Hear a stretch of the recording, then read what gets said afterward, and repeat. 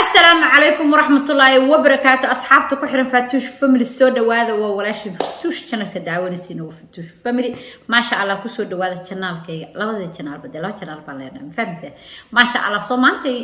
نسيدا كركو صاركتين كوني أفرت بقول يا بحنايا ويني شيء بدونا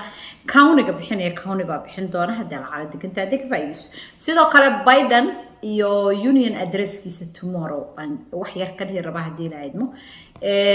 iyo Russia iyo Ukraine xagee kala marayaan still dagaalkii uu socdaa meetingkoodii maanta ayaan ka sheekeyn doonaa soo dhawow hadii aad nagu cusub tahay subscribe noo saar soo dhawow channelkeena ku soo dhawow hadii aad hore noola joogtay oo subscribe ahna subscribe saar soo dhawow video kastana like ta dhac ku sii sidiina waanay السلام عليكم كسو دواده فاتوش فاميلي اونلاين ستور oo aad ka helaysid daahiye aad u qurux badan daahiyada designmadi ugu dambeeyay ayaad ka soo dalban kartaa hadii aad xiiseynaysid naga soo wac taleefanka shaashada ku qoran ama snapchat-kayga igu darso also waxaan hayaa go'yaashii sariiraha iyo miisaska qadada alaabta lagu sharaxayay oo aad kala duwana state kasta aad joogtina shipping waan sameeyaa hadii ilaahay idmo So, سأكسونتين Russia iyo Ukraine wali dagaalkooda ugu socda meelo badan magaalooyin badan baa laga qabsaday Russia Ukraine baan ka wadaa caasimadii ayaa wali saas la isku rifaya saas caasimadii bay ka celinayaan ayakuna caasimadii way ku sii socdaan okay sidoo kale waxaad wada hadal uga furmay Monday-dii maanta ahayd ayagoo soo dhamaatay miini ku jiraan Soomaaliya saacadan Belarus meesha la waa dariska borderka Ukraine ay waxay ku lahaayeen kulan wada hadalsiintaas oo maalintii koowaad waxa la soo gabagabowday laakiin si socon doonta maxaa looga wada hadlayaa in yani xaaladda la dejiyo oo dagaalka la joojiyo oo ceasefire la sameeyo maalinta labaad ayaa waxa la isku soo noqon doonaa laakiin qof kasta meeshiisii ku sii noqday dagaalkiina qasaare ayuu geystay sidoo kale Ukraine Russia waxa ku socota iyo Putin ba section okay wadamo badan baa ku soo biiraya markii hore waxa jira wadamo oo la dhaxeen anaka dhexdhexaad baan kana oon hadlinin laakiin way ku soo biireen sida Sweden maahan Switzerland Switzerland maanta ay ku soo join garaysaa la yiri inay saarto cunno qabatayn iyadana oo ah xagga financialka lacagtii baa la isku imaaday xagga lacagta baa la iska weeraraya marka Switzerland baa ku soo join garaysaa la yiri oo awal ahayd yani waxa jira wadamo ka aamusa oo way cambaaraynayaan laakiin dhaqaalihii ganacsigii wixii aan joojinaynin laakiin way joojiyeen okay USA ayakuna way ku sii wadeen oo wax kasta oo financial ku saabsan ama lacag Russia dadkeeda madaxda ah billionaire-rada ah iyo lacagtoodii bangiga Swift u mareysay kulli waa la freeze gareeyay taasoo la isweydiin doono ma loo furi doonaa mise Putin intuu xanaaqo ayuu nuclear-kiisa dalban doonaa oo meel kasta waliba sida Europe ayaa aad halis ugu jirta hadda America cyber attacks iyo waxyaabahaas bay ka walwalaan lama garan doono waxa la arki doonaa baa markii lagu soo noqdo kulankaas labaad oo wali aan shaacin waxa la sheegay in Belarus la isku soo noqon doono okay oo kulan labaad ay sameyn doonaan sidoo kale Biden ayaa waxa la yiri u balansan tahay tomorrow inuu sameeyo address the nation oo uu la hadli lahaa caalamka dadkiisa iyo wax kasta oo qusaysa madaxweynenimadiisa waxa la sheegay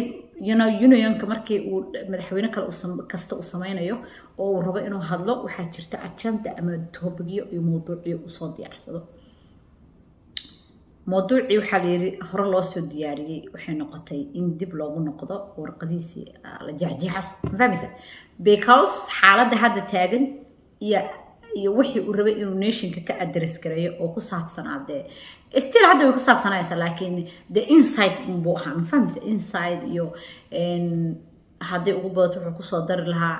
dhibaatada ka taagan Putin oo inuu Ukraine weeraro laga yaabo sheekadii waa ka soo tagtay arrintii marka waxa la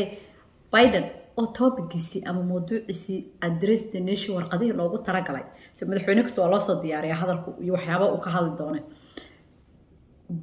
issuegaas oo la bedelay baa lagu yiri because of euphoria-nka bolisigoodii iyo dagaalada ka socda iyo isbedelka uu ku qasban yahay inuu ka jawaabo say why Ukraine loo caawin waaye hadday caawiyeen waxyaabahay ku caawiyeen waxay ugu badnaan doonto dadka maskaxdooda ay ku hayaan inuu ka hadlo why Putin wax looga qaban laaya okay because waxa la isku raacay haddii uu Ukraine si official ah meelo badan hadda waaba qabsadeen uu madaxtooyada la wareego siriga uu la wada Kiev uu la wareego waxaa la yiri qof dambe oo ka daba hadli kara ma jiri doonto soo marka waxaa la rabay baa la yiri in ay wax ka qabtaan before uusan intaan Ukraine ba gacanta saarin okay soo marka tomorrow aad ayaa loo sugayaa aad baa loo sugayaa in uu wuxuu ka hadli doono iyo waxyaabaha ay taaban doonaan sidoo kale dagaalka maalmahan jira dartiisa madaxweynaha pointiyadu haystay ama yacni ratingii sida loo rate gareynay hoos bay u darab gareys mataalay 40 iyo something weystay 40 bay maanta iskugu soo dhuratay okay because of dadka oo ka xanaaqsan ayadoo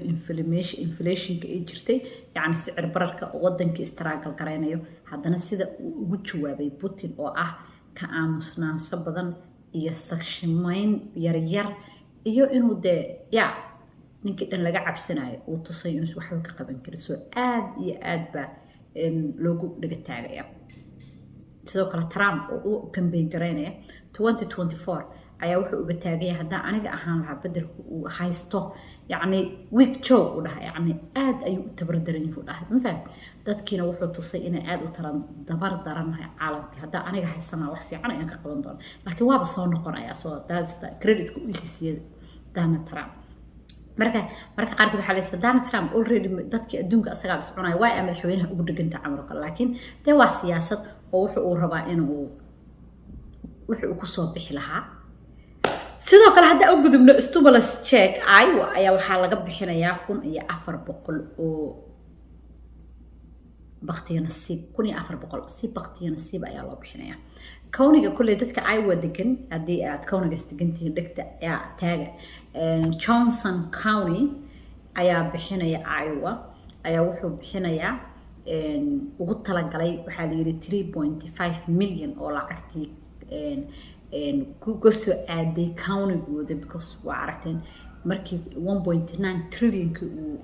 بايدن و أبروف كريه استيداد العجال السيم فهمت سو stimulus check iyo dadkooda bay u qaybinayaan marka waxa la 3.5 milyan ayaa wuxuu Johnson county-ga Iowa ah kamid ah ayaa wuxuu u siin doonaa 2500 oo qof ayaa la xulan doonaa kuwaas oo laga salakula yacni dad badan baa lagu waxayna drawing lagu ridaya income baa la fiirinayaa dadka medium income-ka iyo low income-ka dadka income-ka dhexe iyo income-ka lowga ah oo hooseeya ayaa la sameynaya soo xalay 200 iyo 50 qof ayaa la xulan doonaa 2500 2500 oo qof am the family ayaa la xulan doonaa kuwaas oo loo diri doono 1400 bisha March I think March waa taan qaldanay March ismeynaya March ay lacagta dirayaan marka dhigta ku haya qofkii ay wadigan waliba Johnson County la dhaho waxa laga yaabaa adoo iska joogtid haska tuurin oo inta u moodid waxa la jilay lacag baqti nasiibka hadii lagu xisho check hada ku soo dhaco 1400 ha iska tuurin oo hamoodin wax haysiina okay dhigta ku sii haya hadii meel kale wala soo weydiin doona waa ogaa su'aashaas waxa dhici doonta county-yada kale Bob County baa jira county badan baa jira Soomaaliya county badan baa isoo weydiin doonta the Bob County waa midka ugu weyn Iowa okay aawe maxaa dhaca maxaa lacag ay kun u bixin waa aan waqti nasiibkan u sameeyo Johnson kaliya maxaa ka dhigay Johnson Iowa kaliya maxaa ka dhigay ayaa isoo weydiin doontiin waa inay sheegay markii 1.9 trillion la bixiyo 1400 la socota waaye waqti 1400 la socod bixin jiray state kasta lacag baa la siiyaa state ku si kala qaybsadaa county iyo sida loo kala badan yahay ayaa loo qaataa state kaas yani waxaan ka wadaa county-gaasi wixii asaga uu rabo markaas uu leeyahay way kuugu daran yihiin buu ku samaystaa for example qaar waxay isticmaalayaan UBI qaar waxay isticmaalayaan stimulus check ahaan qaar waxay bixinayaan utility qaar rent ay isticmaalayaan qaarba meel bay u isticmaalaan okay so I will insha Allah isku taray dareen doonaa inaan meel kasta soo tabiyo insha Allah tan laakiin waa la select gareynaa adigu waxba ma buuxinayso waxba ma sameynayso ayaga soo select gareynayaan based of income kooda maybe dadkaas soo xulanayaan markay soo xushaan waxay sameynayaan qofka check ba gurigiisa loogu dirayaa la soco Fatush Family barnaamijyadeeda insha Allah de barnaamijkan subscribe share like kulli dhacdhacdhac kaga siin insha Allah. Assalaamu calaykum waraxmatullaahi wabarakaatuh.